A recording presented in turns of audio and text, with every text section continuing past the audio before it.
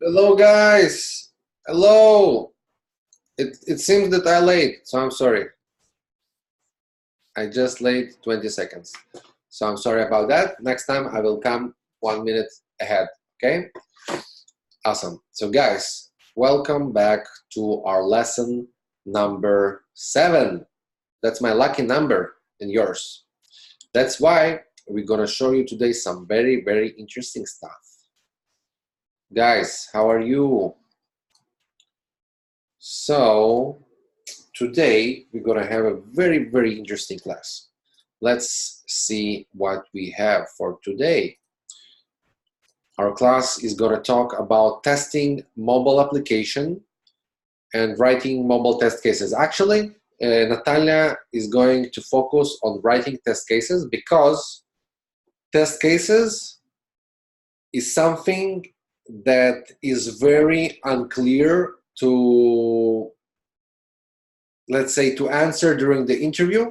This is one of the hardest, toughest questions. How did you write test cases? Especially for me, at least for me, because I was not really doing it at work.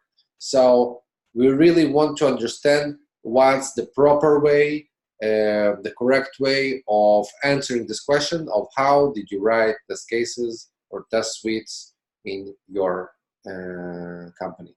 So Natalia is going to try and explain it to us in the best way possible. And after that, we're going to have an hour with me. This hour is going to be one of the, I think, most important that you definitely want to review once or twice, maybe even more, because it's going to show you something very, very, very important, such as the tools of Xcode, of ADB, at least on the level of installing, uninstalling applications on your iOS and Android devices. We're going to show you how to create log files, which is something that is being asked always during interviews or most of the time, and being ignored by other schools. So that's why we definitely want to explain you the log file and how to create it and why and what you do with that. Okay, so we are going to have very, very informative and very interesting class today. So please be focused and let's start, because we have a lot of things to cover today. And I just wanted to let you guys know. Oh, I wanted to ask you questions. To ask you a question, actually. I wanted to ask you how many of you, actually, can you just answer how did you hear about our school? Just write in the chat. Was it a particular group on Facebook? Was it a post? Was it your friend? Was it someone else? Was it, I don't know, the news? So just let us know, because we want to know, okay? And we would really appreciate your answers.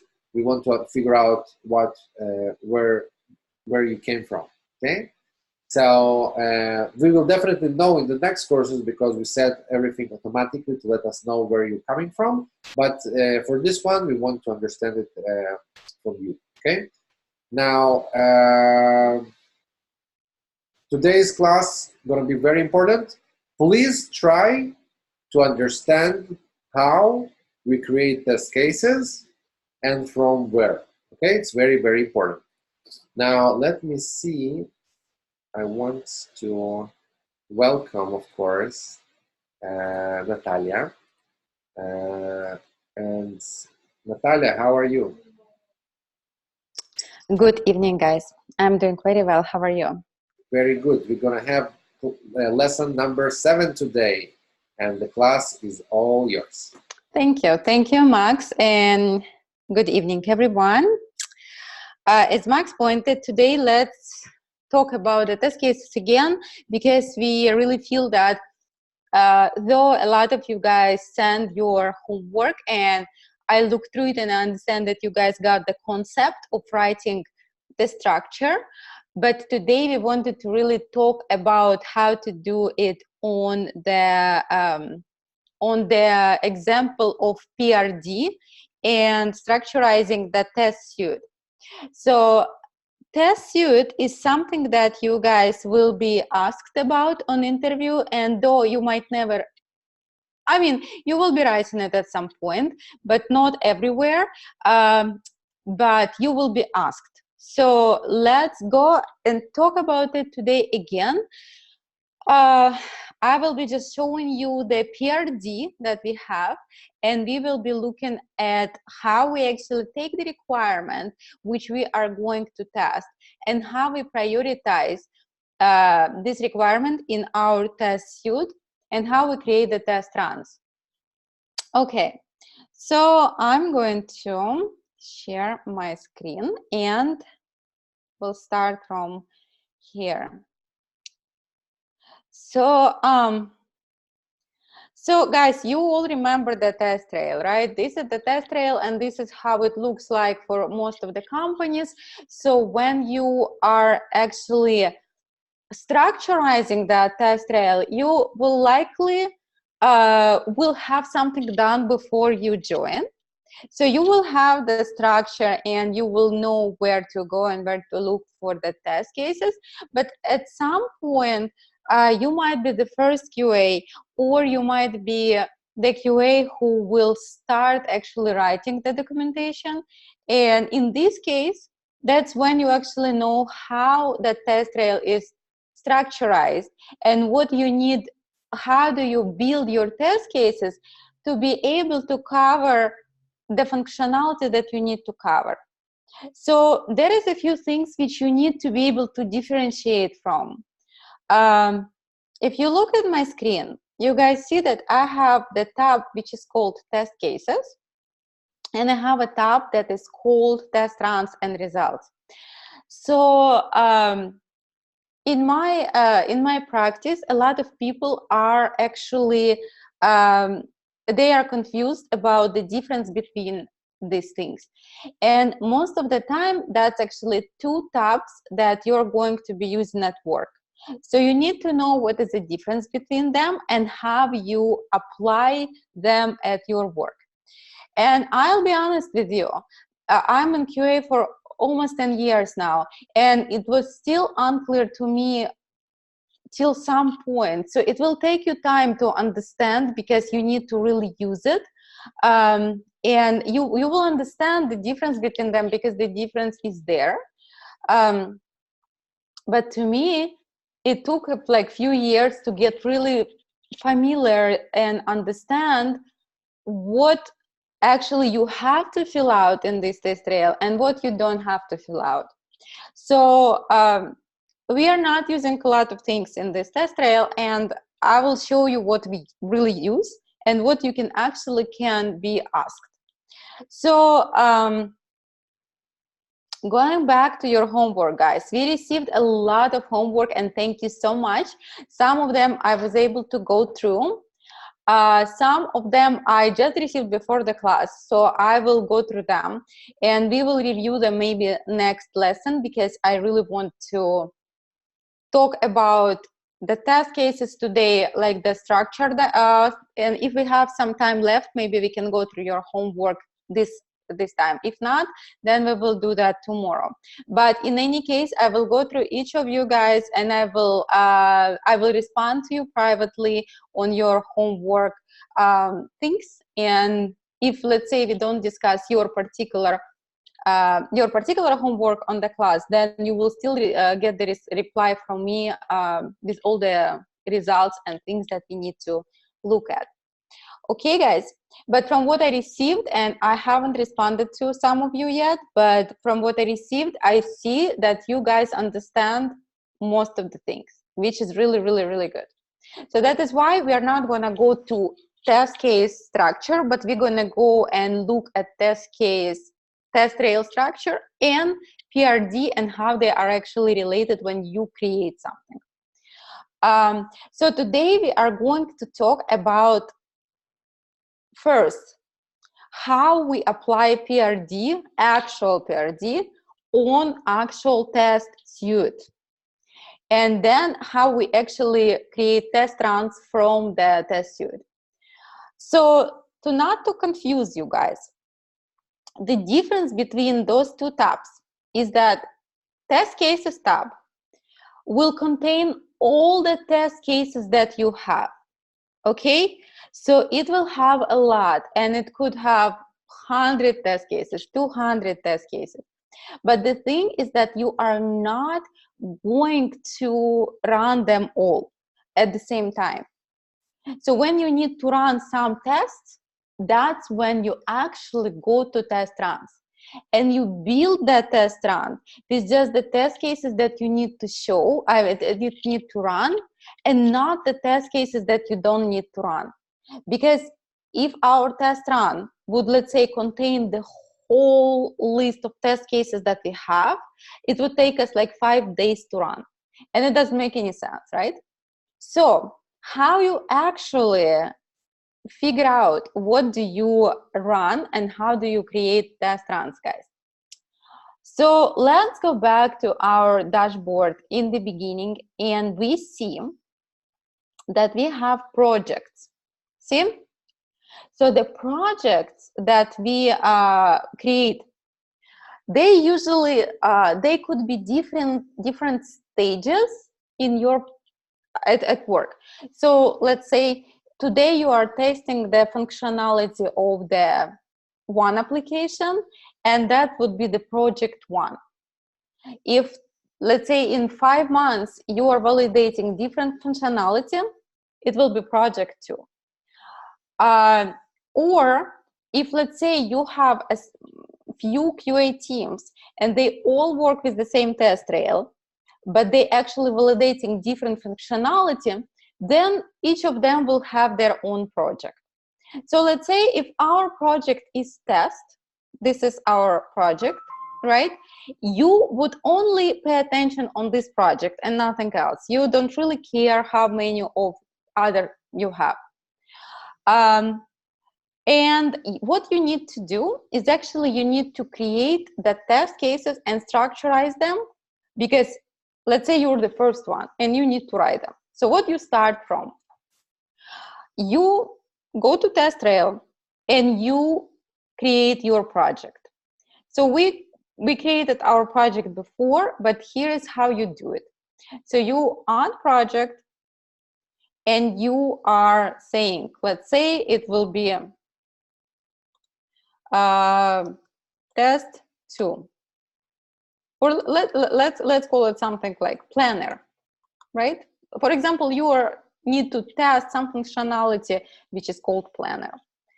And announcement, you don't really care. You don't usually use it. So here you have the options for the repository.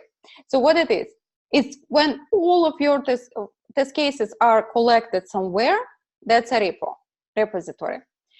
So you can choose the option which is use a single repo for all test cases, or use a single repo with a baseline support, or use multiple test cases to manage cases.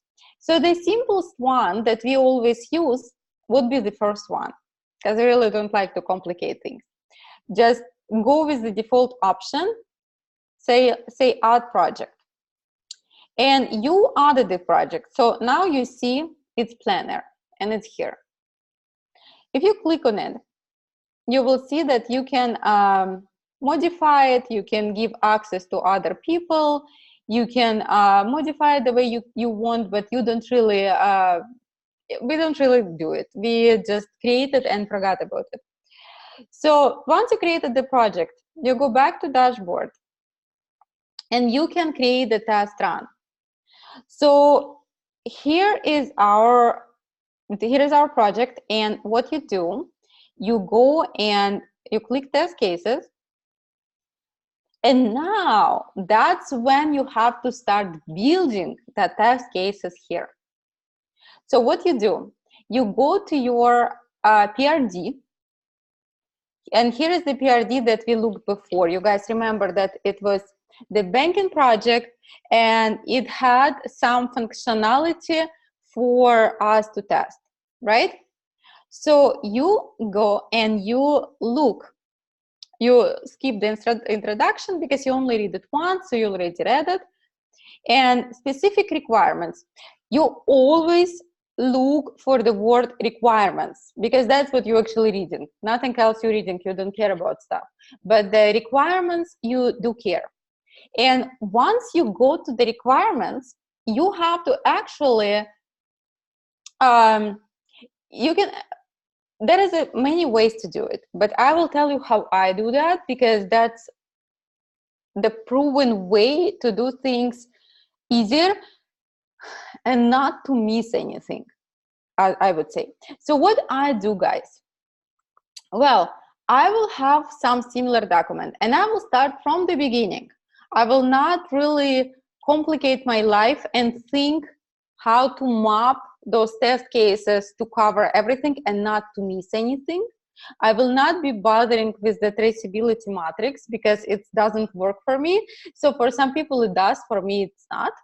And I figured out the way to do it is really to go from the beginning till the very end. Once you do it, you can always modify the test trail and move them back and forth and add some more, but you need to make sure that all the requirements that are written here, they actually in the test trail. Okay, so let's start from the first one. You see, the first line in the requirement says, the Guru 99 bank will have two roles, manager and customer. What it means for us, guys? It means that we really have to break it down into what manager can do and what customer can do. That way, you will have two sections. Let me move this and I will just show. So let's say that we want to have some introductory test cases, like let's say we need to have before we start testing, during testing, and then we can add negative cases and everything else. So if we go to our test trail and we know, okay, we need to break the test trail down into two sections at least to be able to test manager and to be able to test customer. What you're doing here, you add a section which you call manager or manager test. You can call it whatever.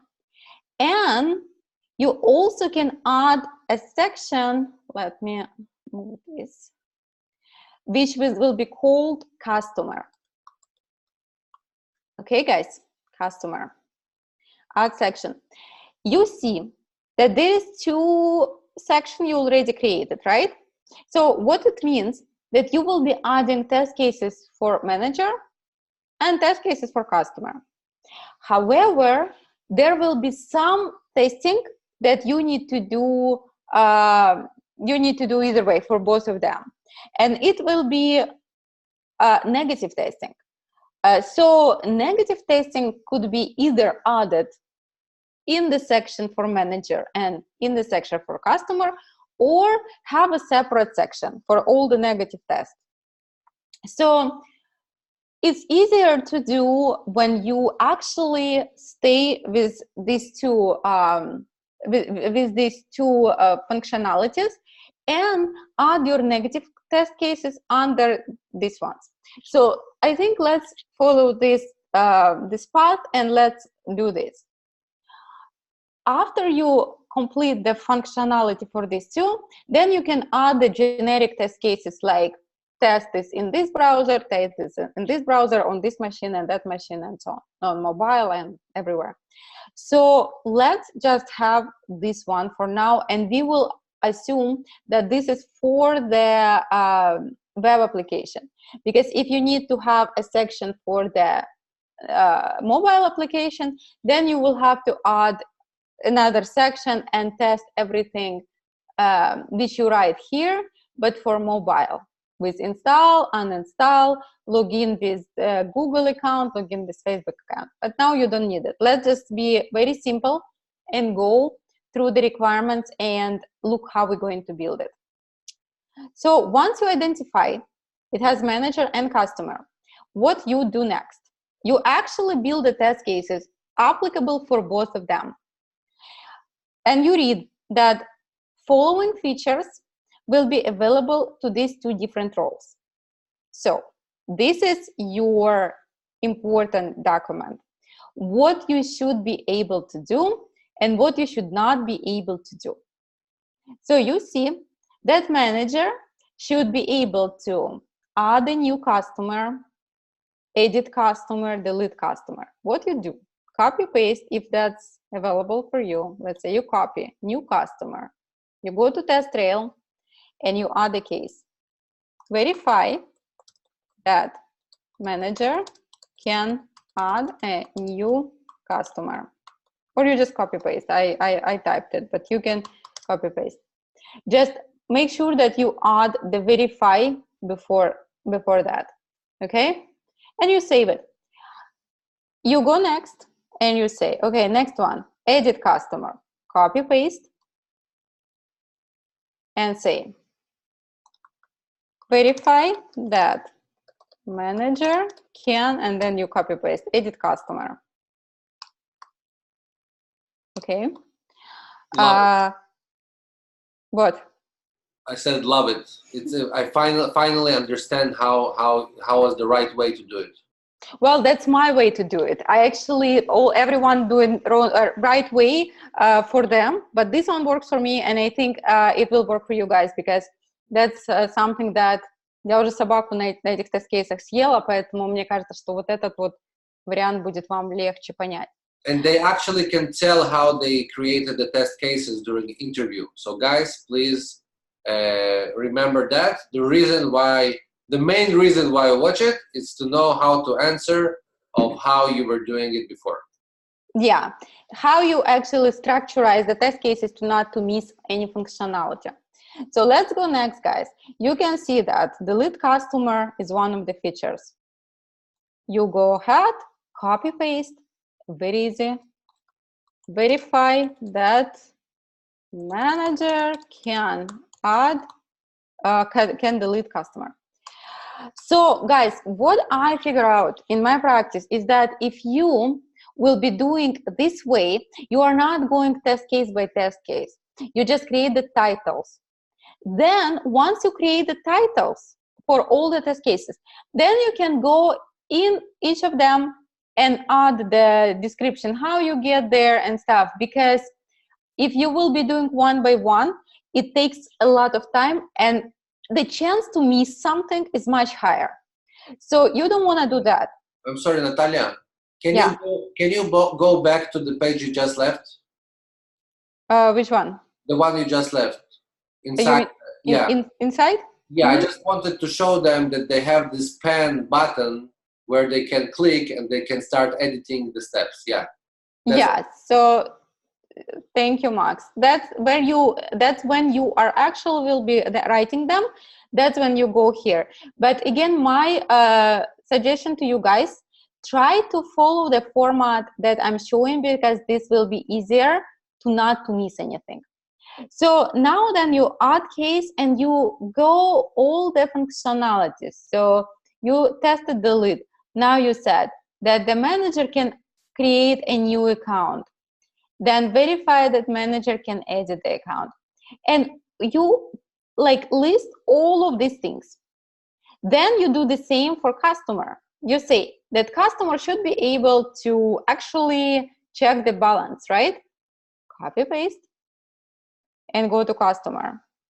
Customer should be verify that customer can copy paste, balance, check balance.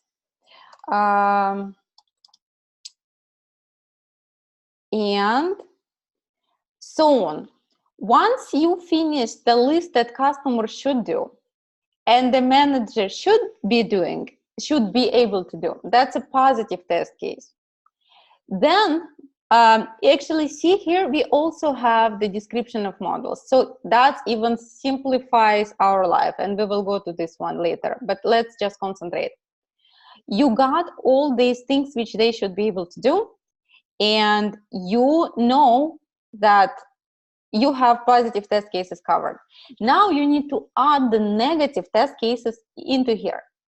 And once you finish, let's say you completed, how many functions this one has? 1, 2, 3, 4, 5, 6, 7, 8, 9, 10, 11, 12, 13, 14. So after you have 14 test cases, positive, manager can do this, manager can do this, and you verify that positive test cases, everything is there. Now you need to add the negative test cases. So negative test cases, you should be able to check that something is not the positive way, but the negative way. So for example, let's see what customer should be able to do, which manager should not be able to do. So if let's say we see that customer can look at balance inquiry, look in here and you see, okay, manager also can do. So here is fine. Fund transfer, customer can do. And here we see, do we see fund transfer? We see it. Yeah, he can do also. Mini statement, okay. Customize statement, change password, login and log out. So basically, customer will have the limited stuff that he can do, but manager can do everything. So how we actually build the negative test cases here?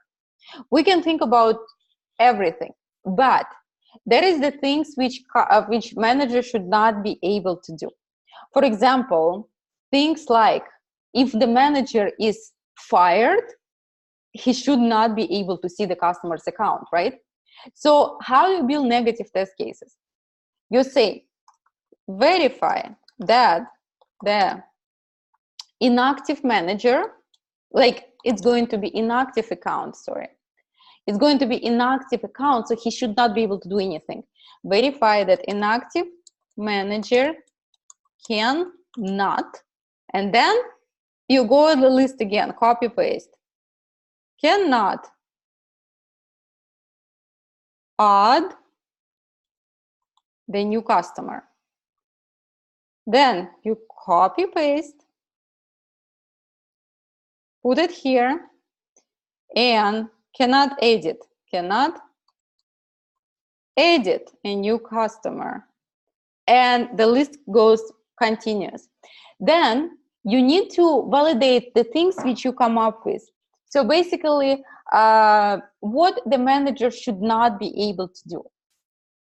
Usually, if manager has a lot of capabilities, he should still have limitations. Like for example, if this fired manager, or let's say if manager is on vacation, and how you actually know that manager is on vacation is because his account temporarily blocked. And that's how the companies actually do their work. Let's say if you are a manager and you go to vacation, then your account temporarily deactivated. It's not killed, it's still existing, but it's deactivated.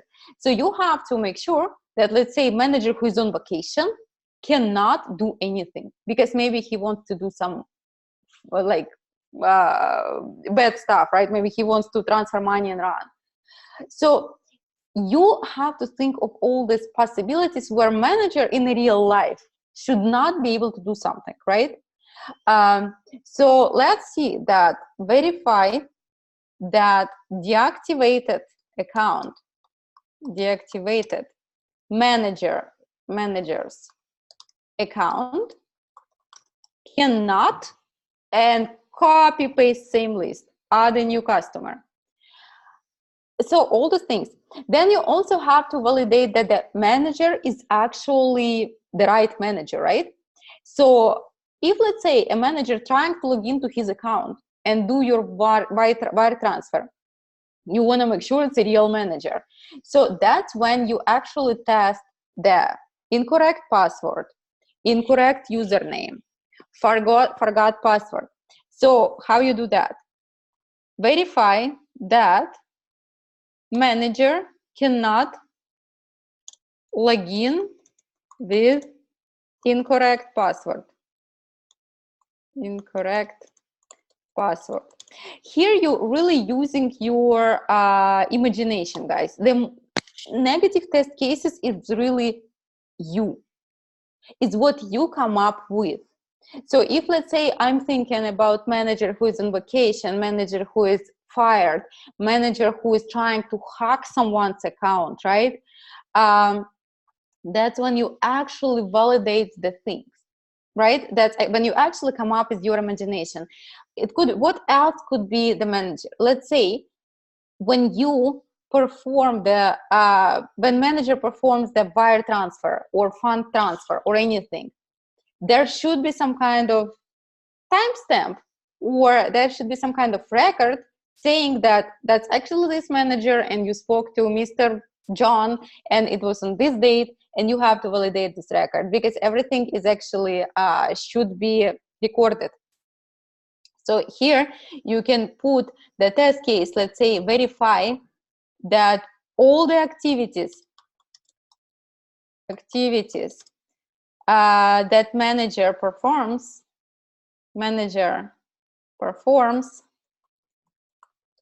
has a name and timestamp. Basically, you just being the one who comes up with all the possible cases that could be tested besides the regular functionality that you see in your PRD. Okay, so negative list can go on and you can come with as many as you want, but you still need to cover the main functionality, right?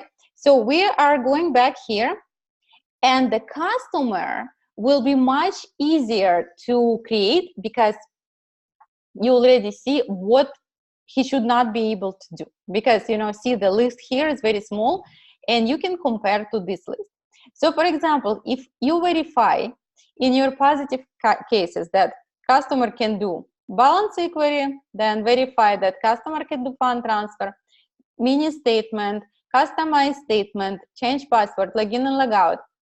Now, what you need to test, guys, you need to make sure that customer cannot do something that manager can do.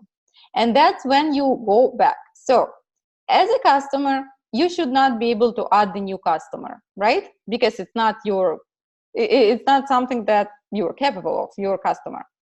So what you do, you go back to your test trail. And here, guys, copy paste is your friend. You copy paste this and you say, copy paste, verify that customer cannot, so because the manager can, but the customer cannot add a new customer. Saved. Don't go inside. Just keep doing like this one. Copy paste. That's just faster way to do it, guys, because it's verify that customer cannot edit customer. Then what else? Delete customer. Perfect. Copy paste. Copy paste. Verify that customer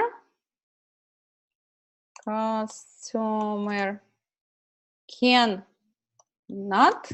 delete customer, because everything is written for you, right? Then you look, okay, then he deleted customer.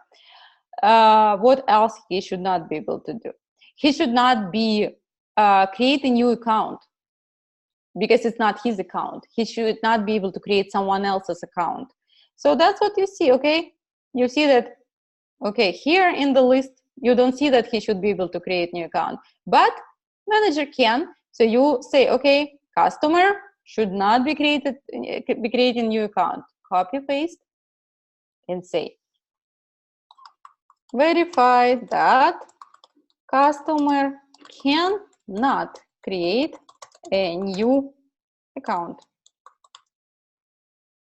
And the list goes on till you cover everything the customer cannot do.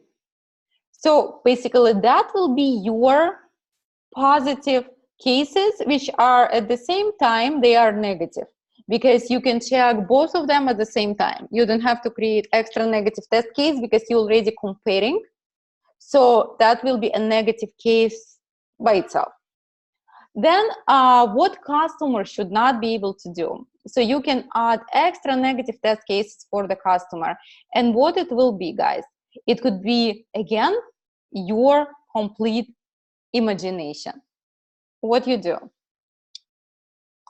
Verify that after you completed the list about the manager can do, customer cannot do, now you think, okay, what am I as a customer of banking should not be able to do? So I should not be able to, let's say, look at someone else's account. And even though you tested it in the manager, let's say manager can look in the account of some customer, but the customer should not be able to see any other account except his own, right? So you need to check. You say, verify that customer cannot access anyone else's account except his own. Then you can also do, like, let's say, verify that customer cannot change someone else's password. I mean, different other customers, you say, it will be more easier. Cannot change other customers' password. What else you cannot do? You just keep thinking, what I cannot do. Let's say I cannot deposit fake check. So usually in these banking applications, you will be able to simulate some kind of way to deposit checks. So you need to check that if the customer name is John, then if you're trying to deposit the check which contains name Natalia, you should not be able to deposit.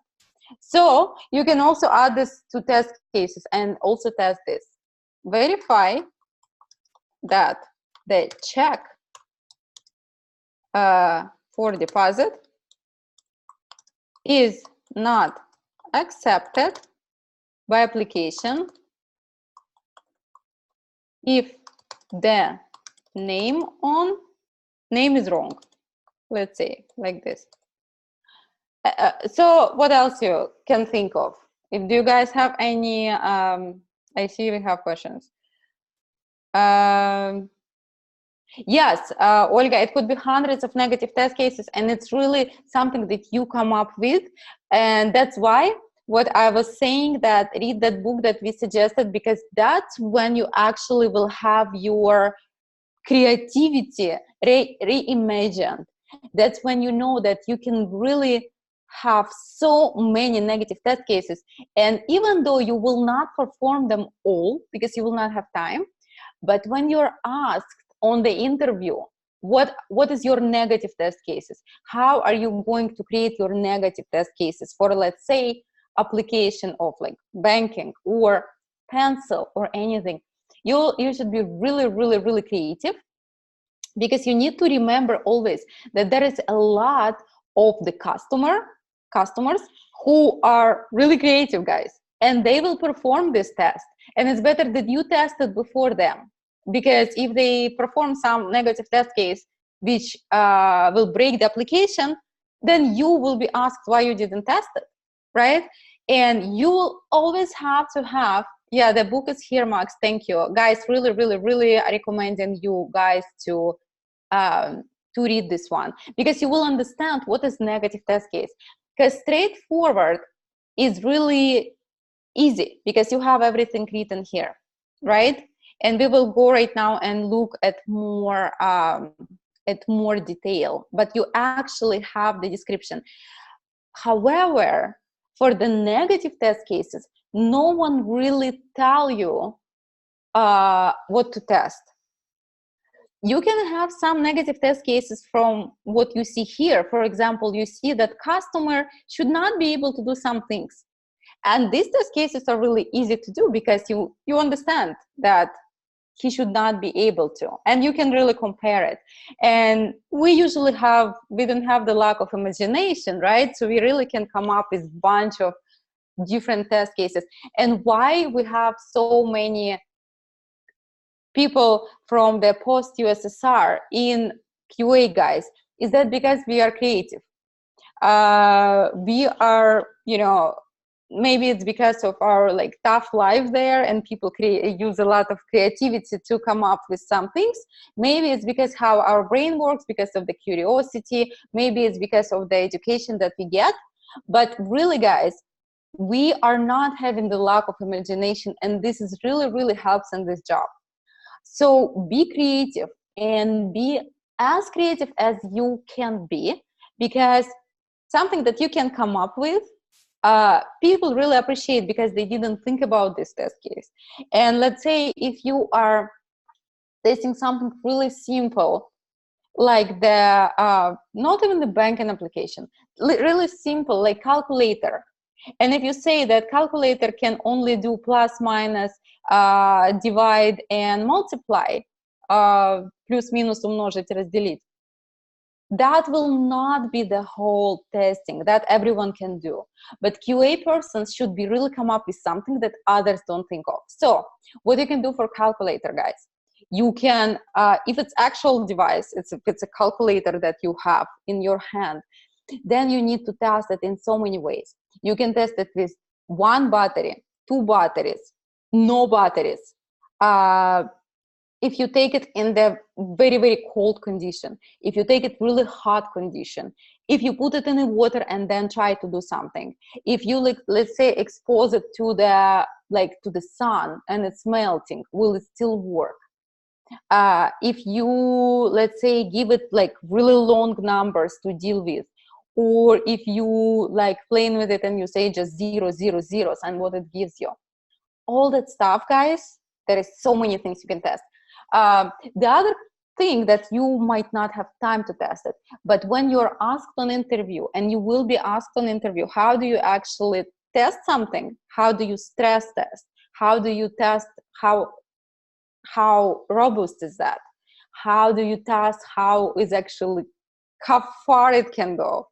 That when you use your imagination. And I was working in one of the companies which was doing that, that cameras that you put on your head, and like fast-paced camera, what it's called, GoPro. So I was working for the GoPro competitor, and that cameras, they really depended on the Wi-Fi sometimes, and if you don't have Wi-Fi, then you cannot really do much things. It was not so advanced, it was years ago. So what we did, we actually take the cameras and go to different places and see that it can connect to different Wi-Fis. Or if it's connected, you go walk with this camera and see how far you're, like 300 meters from the router, and you see if it's still working, because 301 meter, it will not be working anymore. We were placing it in the microwave. We were placing it in the fridge. What we did is that we just stressed the hell out of those cameras. That's how you actually test things. Because guys, remember that we are talking about software engineering test, but each hardware device which we are usually testing, let's say it's GoPro camera, or it could be like laser helmet which is growing hair, or it could be laser thing which is removing the hair. They all have some firmware, some program that you need to test. And in any case, you will have to think about stressing it out. So once you cover the positive test cases, you go to negative test cases. Once you cover the negative test cases, then you can easily go to, like, let's say, performance. And we will talk about it. So let's leave performance on the side now and go back to our test rep. So let's say you have created this and you tested everything that manager should be, you listed. Then you listed everything that customer should do and should not be do. So you were thinking, you put like all crazy different negative cases, and you were thinking, okay, what, like nothing else I can think of. Let me go ahead and actually create descriptions. So once you create this skeleton, like this I call skeleton because you actually just creating the test cases names, titles. That's when you go ahead and you know you cover the functionality, because in your head you understand that, okay, this is everything. I took PRD, I created this one positive, I thought about my negative, I included. Now I need to add the actual steps. But in this case, guys, you will not lose the track. So that is why I'm explaining to you, and I will keep telling you, use this methodology of breaking it up and going straight by PRD, because that way you know that you don't have to really bother with that traceability matrix, which I hate. It's just, you know, it's just pain in the butt. So let's say that we're done. We finished, we listed everything that they should do, and we created negatives. Now what we go next? We look here that it has the description, which is really nice. Not all the PRDs would have the description. Some of them will not. So then you will just go with what you see here. If they do have description, then it's even easier. What you need to do here, you need to actually put some, you can put some description. And what you do, you see that for balance inquiry, you see that both manager and customer can have multiple bank accounts. He can view balance of his accounts only. And you remember we already put this case because we thought about it before we actually read it, right? So now you just copy paste. You see customer can have multiple bank accounts. Perfect. Copy paste this and say verify that, oh, sorry, verify that, copy paste, the customer can have multiple bank accounts. Save it. Don't touch anything else, just go move forward. Whatever you have some functionality listed, just put it in a separate test case. If you guys will put all of these things, all of these in one test case, it will not be right. Because remember, I told you, and I will keep telling you, one action per test case only. So if you're validating that the customer can have multiple bank accounts, you do not put that he can view balance of his accounts only. You put it as a separate test case. You copy, paste, copy, paste, okay. Next test case, you say, verify that, paste, you can say that customer can view balance of his accounts only. And save it. Then you go back and you say manager. A manager can view balance of all the customers' accounts who come under his supervision. And when you read this kind of stuff, guys, you think, okay, then it means that manager who has the account not under his supervision, let's say it's different department, should not be able to see them. So from these, you actually create two test cases, not just one. You create one positive, that manager can view balance of all the customers who come under his supervision, and that the manager should not be see anyone's account who is not in his supervision, guys. You copy paste this, you go to manager, you say, okay, add case, verify that, copy paste, that the manager can view balance of all the customers who come under his supervision.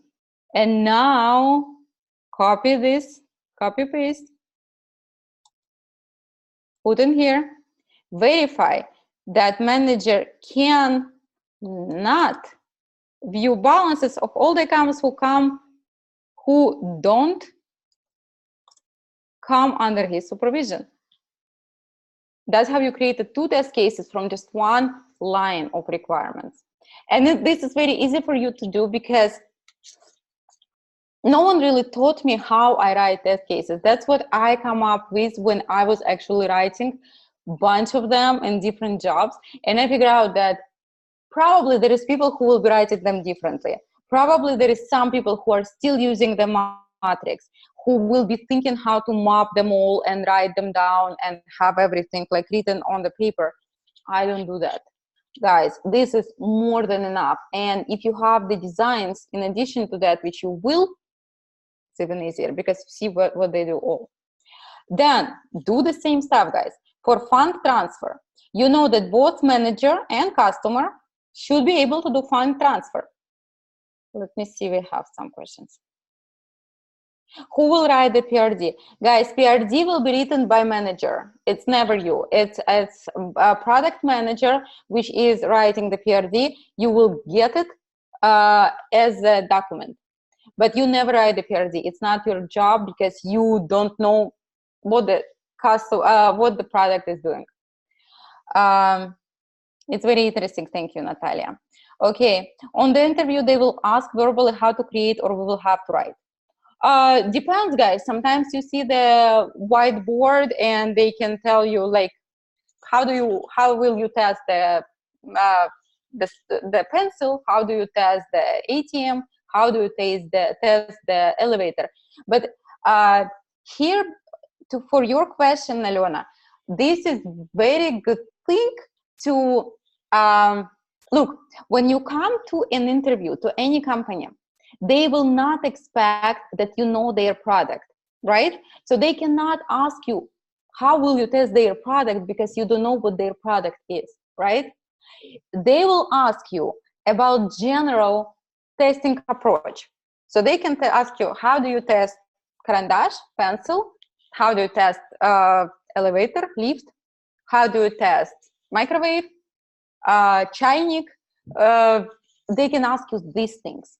So basically, for everything, for karandash and chaynik and microwave, it will be same testing approach.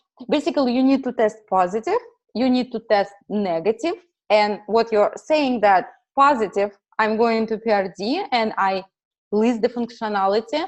Negative, I test all the negative cases. Let's say what I should not be able to do, what the person should not be able to do. If he has no permissions, if he is trying to log in with wrong password, if he is using old account, if he never had account and he's trying to log in, all these things you will be testing. Okay, so that's for you, your imagination, how you can actually stress the heck out of it. And I was asked about the pencil, about the ATM machine, and about the elevator. So all those things, usually that's what they ask. And let's say if you test the elevator, you need to test positive, that you put like number 1 floor and goes to number 1 floor, or if you put 5 like floors at a time, how it will prioritize. It should go to first one, second one, third one, and like so on. It should not be going to, let's say, second, then fourth, then third. So that's how it should not do it, right? Then you need to make sure that if you, let's say, the capacity of that elevator is 5 people and you put there like 10 people, then the weight should be really checked, and the elevator should not be going back and forth, right? That will be negative testing. If its capacity is 5 people, put 10 in it, or put 10 kids, and kids will be a waiting class. So the elevator will not think that there is 10 adults. By weight, it will think, okay, it's probably 5 adults, and it will go. So it's fine because you are really checking by weight. We don't care how many people are there, right? So all these kind of things you guys need to test. If let's say you say the elevator is going and I jump in the elevator, what will happen? It should not fall down, right? It should be still functioning, or it should stop and wait until I stop jumping. So that's what I would say. What I'm saying on my interviews. So that's what you guys need to say. And please, please, please be as creative as you can, but you always say that first is my positive cases, which I'm taking from PRD. Second, is my negative cases, which are I'm coming up with because I have my experience and I know that some things should not be happening.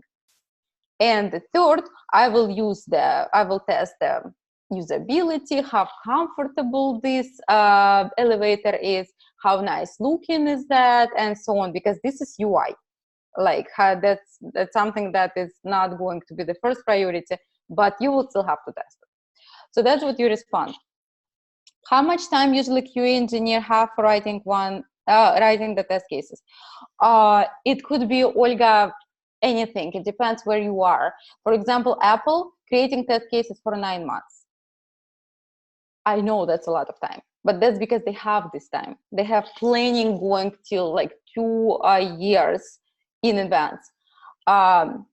When you are in startup company, you can be given really like much less time. You have to write your test cases, let's say in a week.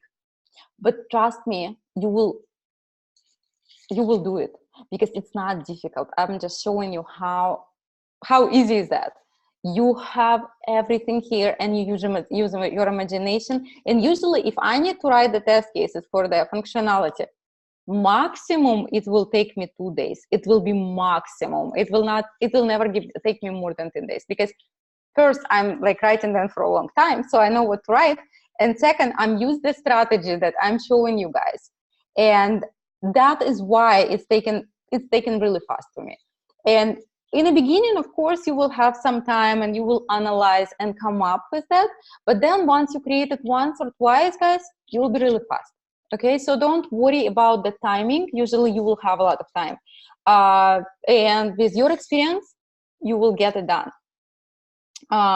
Let's see another question. So when you're writing the bugs at the same time, no. Guys, when you are creating test cases, there is nothing yet to test. You're not testing. You're only projecting and planning what you're going to test. Because if you remember, we were talking about the Scrum approach, Scrum method, where you writing test cases while the developers still developing the product. So you have nothing to test. You only have the PRD, which is a document, and it will be telling you what you will have to test. At that time, you're writing your test cases, because once you get the code, like you will have the developers will complete their work and you will get something to test, then you open your test cases and each of them you are just testing and see how they work. So that's how it is. Let's see question. Is there a chance that during the interview they will ask us to sit down and show them that we know how to use TestRail? Or is it something we only start using when we start working? They will not be asking you to show how to use TestRail. They will just ask you in theory, how do you write test cases and what test cases tool you're using. So you can say, I know TestRail and I write test cases in the TestRail, but they will not want you to sit and write it, because if you understand how to write them, then they understand that you know that, right? So they will not ask you to write the test cases on the interview. What they will ask you, they will just ask you, how would you test ATM machine or pencil or calculator? They will just ask you this.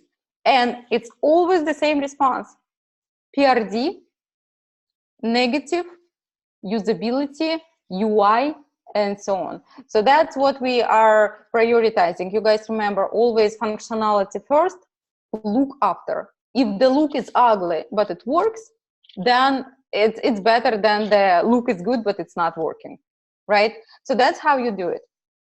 Are we going to create test cases to practice? Yes, we are, and we actually already are creating those test cases. So I think if you go back to lesson 4, we sent you the PRD, the same exactly PRD, where you can actually open it and try to create test cases based on this PRD, because that's a real document, and that's a real test case that you are going to create. You can open any Google Sheets instead of TestRail and do that. Welcome, guys. I'm glad it's clear. And Yes, Natalia. So your lesson 4 in the documentation, go and find this doc, which is called example of the software requirement specification, and try to do the same as I do. Just copy paste and create the cases on this. So let's see more questions. Okay. Can you write test cases in Excel for PRD that you just have sent to us? How can we write? Yeah, you guys, you can write in anywhere you want. Anywhere you are comfortable with. I'm using usually a Google Drive, but you don't have to, because whatever is easier for you. Pages, sheets, everything. But we will have no access to TestRail. No, guys, because TestRail you will actually get from the company if they use it. Then they will give you the access because they have to pay for the license. It's not a free tool. But if you have the company which is using TestRail, they will create you an account and you will see exactly same TestRail as you see here. But guys, do not think of TestRail as the only source of truth, because you need to know how to write test cases. And doesn't matter where you write them, because some companies, like same Apple, they are not using TestRail. They use for test cases for different departments. Sometimes they just write them like a Google Doc. Not Google, just regular doc, like Word documentation. They write it this way. When I was working in Apple, they were just giving us the doc of like 30 pages, regular Word doc, and it will contain all the test cases. So it's not about TestRail, it's about how you actually use PRD to create these test cases and your imagination. So let's see. Are there any other analogies of TestRail that companies might use? So as I said, they can use their own tool. For example, they might, if they want. I think they have. I think they might have. No, Redmine is not this one. 3 out of 4 of my companies, they were using TestRail. One of them was Apple, and they were using regular doc. So there might be some which are not so popular, but they're going to have same structure. So basically, it's just the way to store the test cases, but no documentation will really write them for you. So you write, and wherever you write, it's all your choice or choice of your company. But I would say 90-something% of the companies, they will use TestRail. So once you land it in any company, you will basically have the same one. And remember, it could be written for you, but they will ask you in an interview how to write them, and not where to write them, how to write them. Okay, guys. Am I in the black? Okay. No, Vyacheslav, you're not in the blacklist, but I didn't see questions from you. Okay, Anna, welcome. So, guys, we are going to, look, we are not going to really do everything today the same. You can do it yourself. You have this doc. So basically, you just continue with what you see here. So if it's fund transfer, and both of them should be able to do it, then you do the same. For customer, you do that customer can have transfer funds from his own account to any destination account. What you see from here, guys, again, let's use our imagination, that the customer can transfer funds from his own account to any account, but let's say he should not be able to transfer funds to from someone else's account, right? So that will have 2 test cases under this. Verify that the customer can transfer funds from his own account to any account, and then verify that customer cannot transfer funds from his own account, from not his own account to any other account. and vice versa. Verify that he cannot access anyone else's account and transfer money to his account, because that would be nice, but he cannot do it, right? So from this particular requirement, you can actually create minimum of 3 test cases. So what do you do? Copy, go to your customer and do this. Verify that, paste, save it. You see, verify that the customer can have transfer funds from his own account to any destination account. Now, copy paste this and say that okay, verify that the customer can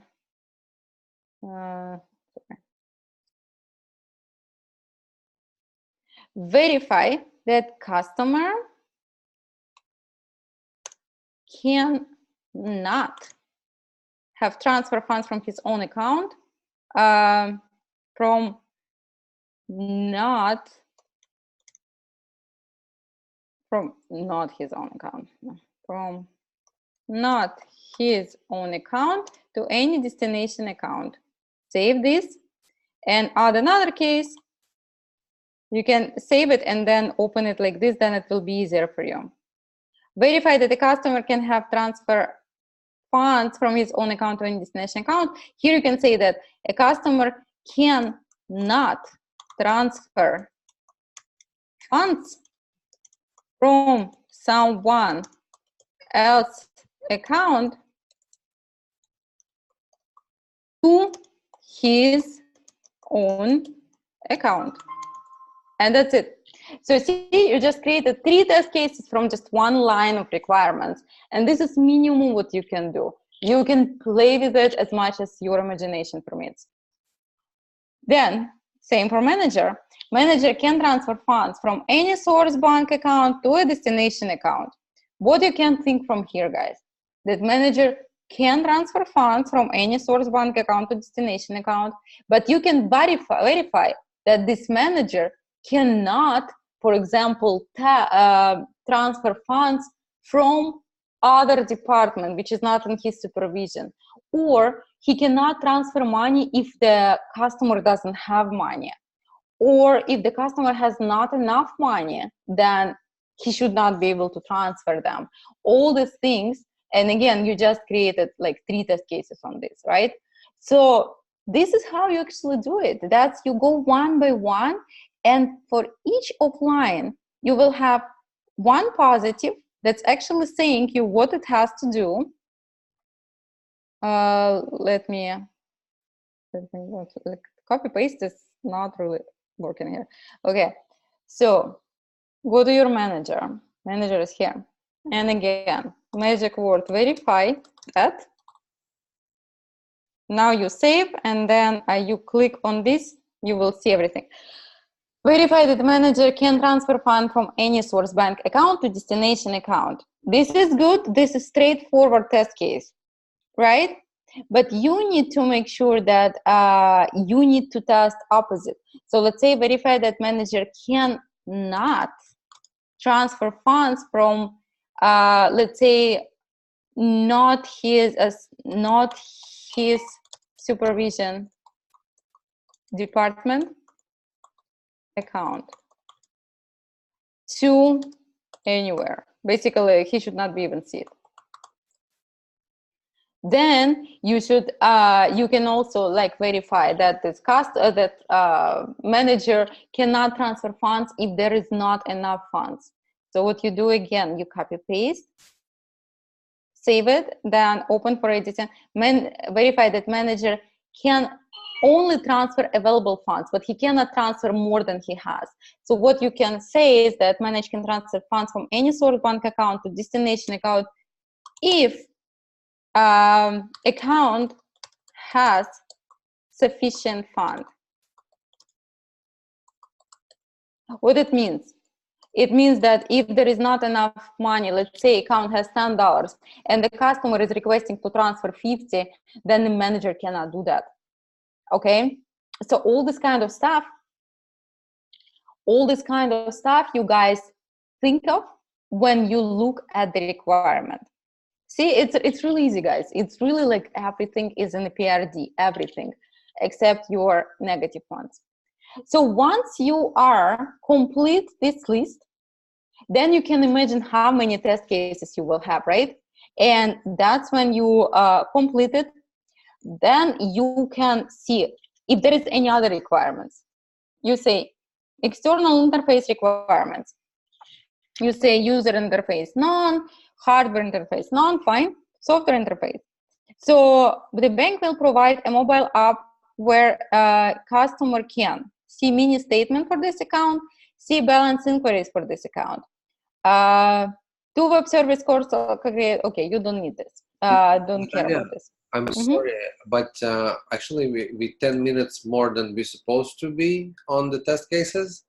I was just... Let's continue tomorrow. No, I was wondering if you want to finish some topic now in the next minute, and then I'm okay.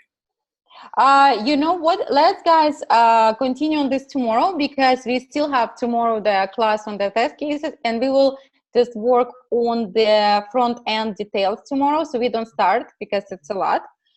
So today we actually tested the functionality and we created the test cases for functionality, but then tomorrow we can actually test the front end, and front end will add some more test cases. So eventually you will end up with really, really long test trail, and that's what you will use for every time. And then tomorrow I will also tell you, once we finish the UI, I will tell you how do you actually create the test run from these test cases. So I think for today, it was really exciting. So we went over time, but I'm glad we went, because I hope that it really helped you guys to understand how you actually writing these test cases, so you never stress out, because it's very, very, very, very easy, guys, especially if you have PRD, and you will have PRD usually.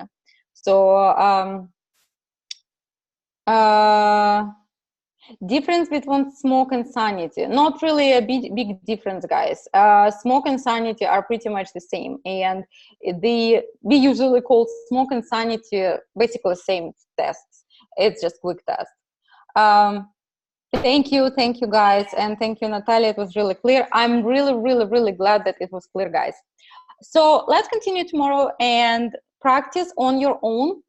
Take the lesson 4, find the requirements, and write your own, so that way you have that hands-on.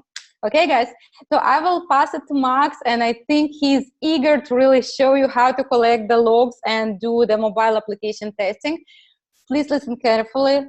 That will be a lot of time you will be doing it. So Max, you're welcome, guys. I get the thank you messages. Thank you, guys, and I will see you tomorrow. Thank you, Max, and you can take the mic from me. Thank you for explaining this difficult part in such an easy way, and we're glad that tomorrow we're going to continue figuring it out. So thank you very, very much. I just think that for one day, 1 hour of test cases is enough. So tomorrow we will continue.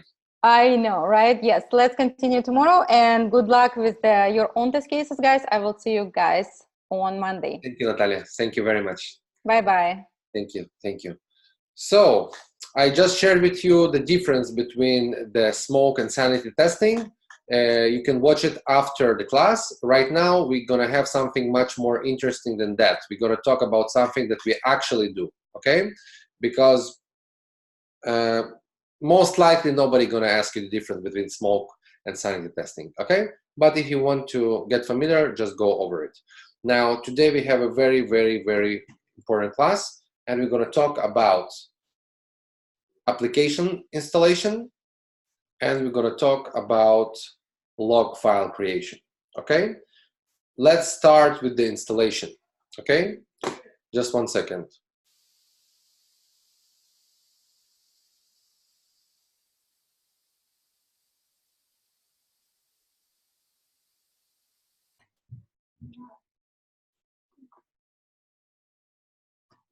Okay, guys, so I'm sharing the screen with you right now, and let's see. Okay, so we're gonna start with installation of the application. In order to test something, we need to install it. Today we are talking about mobile phones, okay? And on mobile phones, we have iOS or we have Android, okay? So let's just try and start with iOS, okay? Installation of application on iOS using Xcode, okay? Let's start with that, and you will understand that it's actually very simple. So I'm gonna share the screen with you. So we have a program on Mac that's called Xcode, okay? What we need to do is we need to connect the device. We need to open Xcode, which looks like that. You see this icon? This is the icon of Xcode.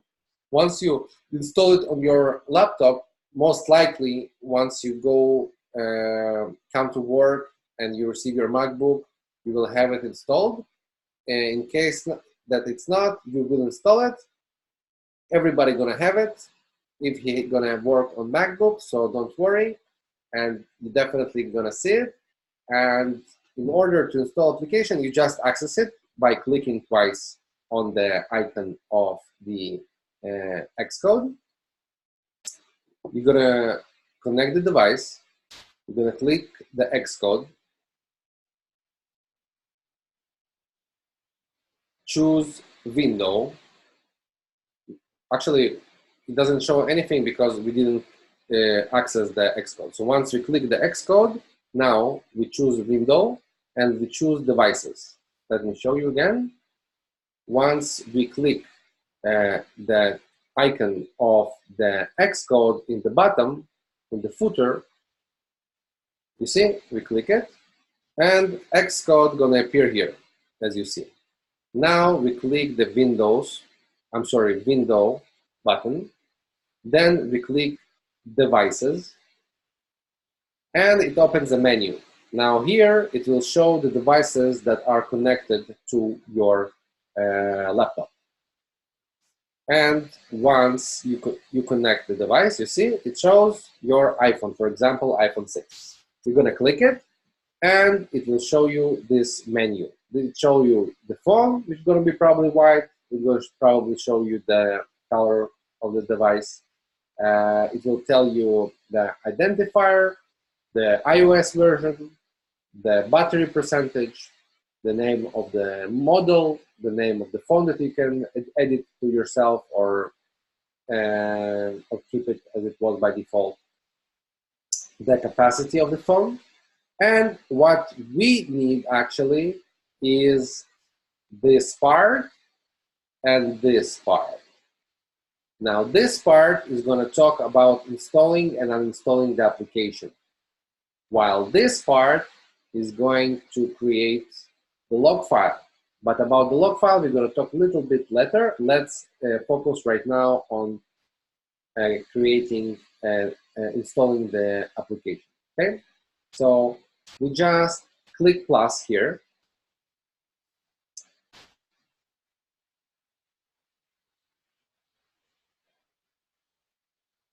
And once we click the plus, it will allow us to choose the application. Now the application is going to be provided to you by email or Slack or Skype or whatever you use for communication at your company, okay? Let me just, okay.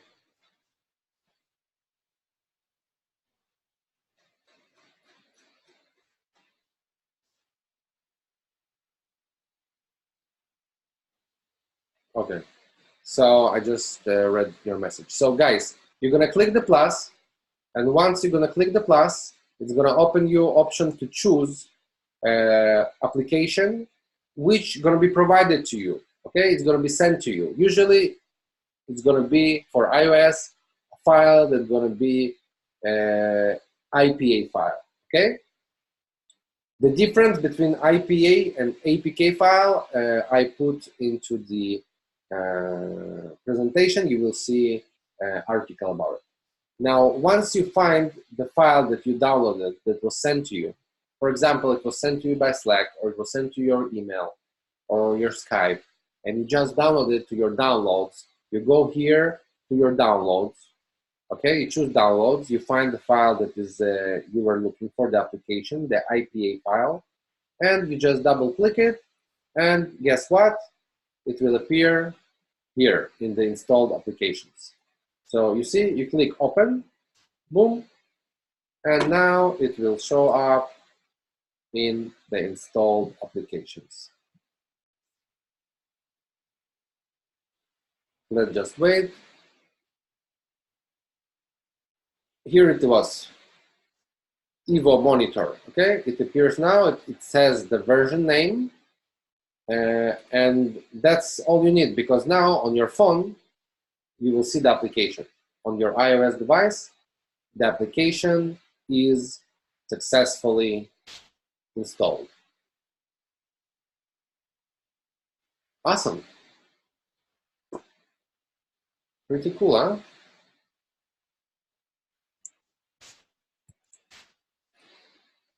So that was the story about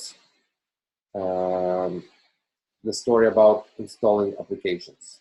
Just 1 second. Okay.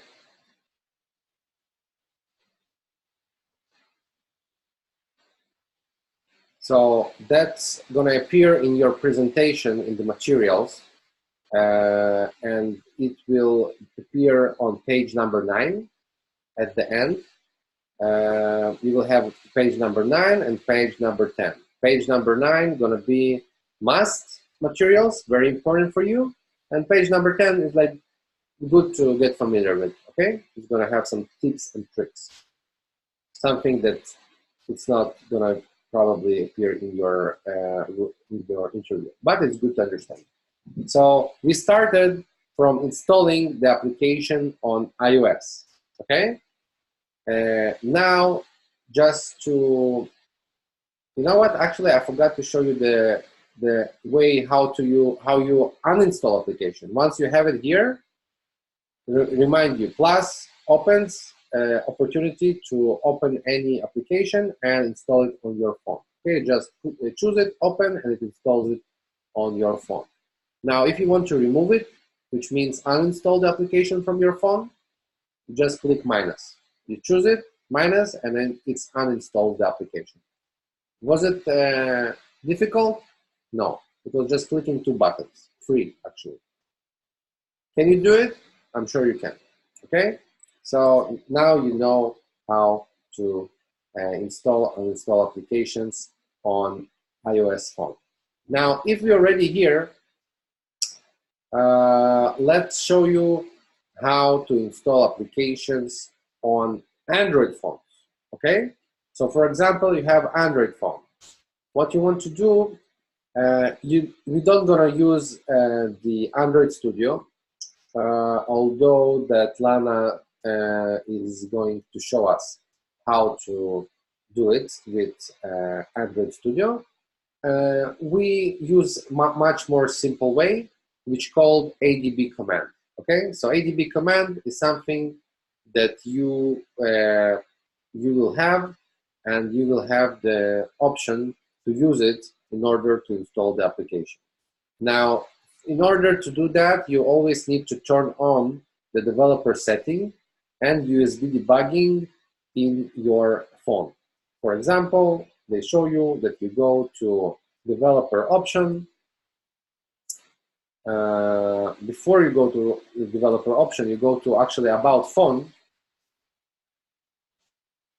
Here, you choose the about phone, and in about phone, you choose the build number.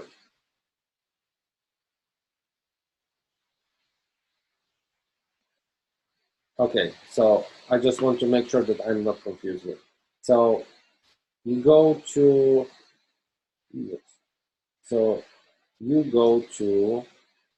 about phone, and once you go to about phone, you click the build number, tap the build number 7 times to activate the developer setting. Okay, so you go to about phone, build number, type it 6 or 7 times, depends on the device, and it will enable the developer options, okay? Developer setting. So once you do it, you go to the previous menu, and now you have the developer option in front of you, okay? You see this one, the developer option is there. So once you go there, you need to choose the USB debugging and to click OK to make it turned on. That's it. Now connect with your computer in which your ADB driver installed, okay? Because you need to have ADB driver in order to use the ADB commands.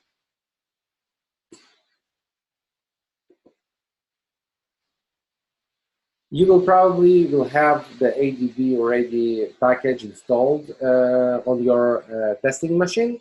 In case you don't, you won't have it. If you can always install it yourself, just Google how to install ADB package or how to install ADB on if you have MacBook or Windows or whatever you have, okay? Now you connect the device to the computer. You go to the folder of ADB, which gonna appear by default under disk C. Oops, sorry, disk C, folder ADB. You just open the command window. You can just open it by using Shift plus right click, or you can go to command prompt, or if you're on Mac, you can go to terminal, okay? So you open it inside this folder. You see, it's C, ADB, inside the folder where you have the driver of the ADB. And here you just write ADB devices in order to see if the device is connected. As you see, we receive the output that tells us that actually we have connected device. It's a step that you don't must do, but it's nice to do in order to make sure that the device is connected. What we really need, we want to move. Oh man. Okay, I'm showing you how to install the application. Okay, so you just move the APK file, because in iOS we have API file, okay, which was sent to us by the product manager or development manager or whoever sent us the new build, okay. In this case, we also have a file that was sent to us, but not for iOS device. It's not API file, it's APK file. Okay, it's a file for Android device. So it was sent to us, and we want to take it, cut it, and put it inside the folder of the ADB. We paste it, and once it's in the same folder, we can run the ADB command. So we can write ADB install and the name of the APK file. So we just write ADB install, and we write the name of the APK file.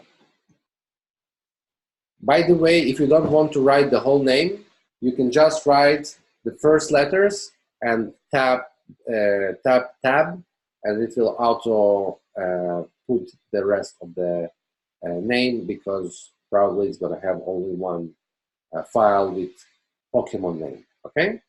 So you write the name ADB install, or you can just drag the name of the file and it will show it with the path, but you can just write the name of the application and run the ADB install. It's really depends on the size of the application, how long it's going to take.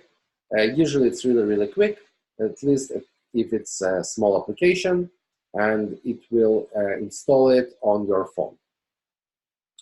You'll just go to your phone over here, and you will see that it will appear over here. Success. You see the application of Pokemon Go? Now it's on your phone. Nice job. That was ADB. If it looks complicated for the first time, you can watch it 1 or 2 times and you will see that it's not. Okay?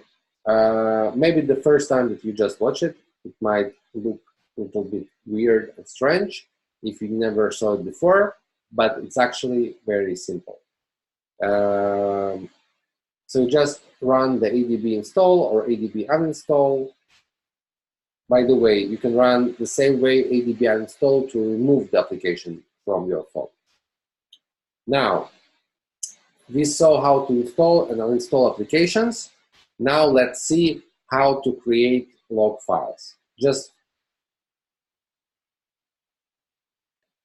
I think it's what I described what happened. I was installing and uninstalling the mobile applications to and from iOS and Android. Okay. Now, APK is the file that we create for Android, and API is the file that we create for iOS. Whenever we install applications, we use this type of files. Now, let's do the log files. Let's go back to our favorite Xcode for iOS. We get back again to our old friend Xcode. And Xcode, as you see, looks like that. We click the Xcode, and we basically repeat very similar steps to what we did before, which was going to Window, Devices, and just clicking a different button instead of installing application. You will see it right now. So we just click Xcode. Okay, let's close it. And let's get through Window. You see, I go to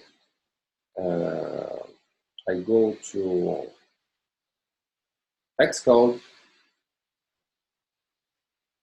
Now I choose Window. And after I choose Window, we go to Devices, Window. Okay, so now you saw it. We go to Window, we go to Devices, and it opens, it shows the connected device. Now here we can click this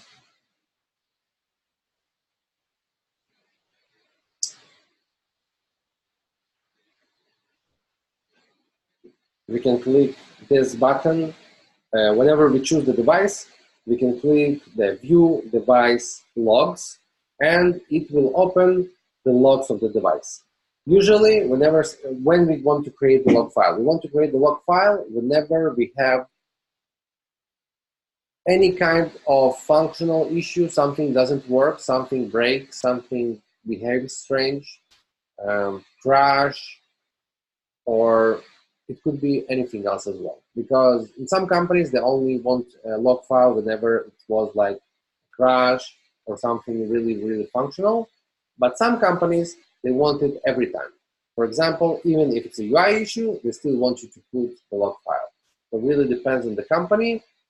In some places, they call it traces, log files, sysdiagnose. They can call it in different ways, but we're gonna call it logs, okay? And you definitely want to know how to create them and how you can talk about them. Now, as you just saw, we click the connected device, we clicked the button that was called View Device Logs, and a list of logs appeared. Now, whenever issue happens, usually you want to look on your watch and you want to understand when exactly it happened, write it down, and then when you go to the logs, you want to take only the related logs, only those that happened around the time that the problem was happening. For example, you see here it tells you there was a crash at 12:34, 12:31, 12:29. So for example, if the issue was at 12:34, maybe you don't want to put the 29 and 31, you just want this one. Sometimes if you, let's say it happened at 12:29, but you don't know it happened this time or that time, because it seems like two different crashes happened the same minute, right? So you want to take both of them. If you don't remember the exact time, was it 29 or 31, just take both of them, all of them, okay? And the developer will figure out which one is the related one to the issue that we described. Now, just try to add the related, time-related logs. How you add them? You just click them and you can export them. Let's see. So you choose the files. You can sort them by date and time, the latest or not latest. You don't really need to read them too much. In some cases you do. We will talk about it really soon. I will let you know what exactly you need to know about them in order to pass the interview and do your job. In most cases, they don't really even want you to get really deep into it. But in rare cases, they do. So I will show you what you should do in case they care. Now, you just choose the related to you log file. You right-click it, and you choose to export it. You see, you have option to export it. Once you export it, it asks you where you want it. So you can save it anywhere you want, and whenever you save it, you attach it to the bug report. Remember, I told you when we create bug report, we attach screenshot or video recording. So now you will remember that also we can attach the log file. Okay, not complicated. If you watch it another 3 times, I promise you'll get it. It's easy. You're just clicking a few buttons. That's only thing you need in order to add the log file. Why? The log file contains all the system information, device information, what was going with the system whenever this issue happened. This information is very, very much valuable for the developers to understand the reason of the issue, because sometimes you test devices the developers don't have it on their hand, or they're busy, they don't have time to go and test their device. What they want you to create the report and attach the log file so they could dive into the log file and after a few seconds see where was the problem. They don't want to waste their time going testing stuff. No, that's not what they get paid for. So they really want to see the log file, the right log file, not the wrong log file, okay? So if you're gonna create really good log files, you would be really appreciated. So you already know how to create log files. It's awesome because many of QA people after QA schools have no idea what it means and where to look for them. Now, whenever you create the log file and you attach it to the bug report, usually that's enough. But in some cases, they ask you, did you went into the log file? Did you look for something? Now, usually I never did anything about it. I was just attaching it and I was not wasting my time with that, okay? But for your interview question, you know, I actually, a few times I was asked to dive into it and look for something. Usually the developers, they tell you exactly what they want you to add. If you need to get into the log file, which parameters you should look like. In my case, only in one job they asked me to do it and I was not really doing it, okay? So what you need to do according to the theory, you need, if they ask you, did you go into the log file, you can say, yes, of course. I was opening the log file. It looked like a text document with a lot of script and code that you won't understand, and me neither. And you were just searching for errors, crashes, and exceptions. Error, crashes, exceptions. Those three things are the most popular stuff that are being asked by the developers, and you can say that you were looking for them. If somebody dares to ask you, how did you look for them? You can just say that you used a Linux command of grep to look for those parameters. They will not ask more. They will just say, wow, we like you. Okay? Would you need to do it in real life? Most likely not. Maybe they will show you how to do it. They will just tell you like, oh, use this command, find this, this, and this, and add it to the bug report. Besides adding the log file, add few lines of the results of the search so they don't need to go and look by themselves. Stuff like that, okay? Don't worry about it until they ask you, okay? Because probably nobody gonna ask you anything. They will just ask you to add the log file. So I think it was very simple. And it was all very straightforward.